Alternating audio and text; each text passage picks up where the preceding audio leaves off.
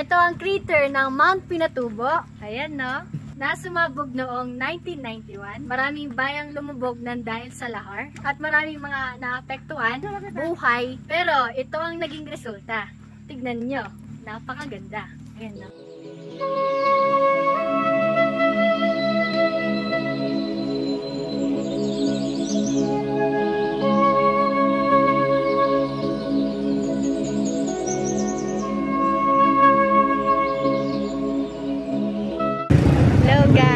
So, ngayon pupunta po tayo sa Mount Pinatubo. Kasama po natin yun. Yan si Tito John Paragas yan. Kaibigan ni Papa ko. At kasama niya po yung... Kyle Webster from Tarlac. Ayan, Tita Let. So, nandito na po kami sa may, sa may ilog. Ayan.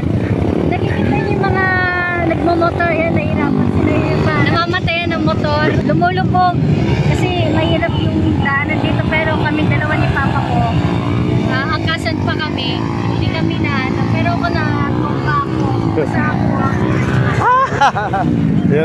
Basa ako. Tingnan niyo. Okay guys, hanggang dito na lang. Abangan nyo po ang part 2. Bye-bye!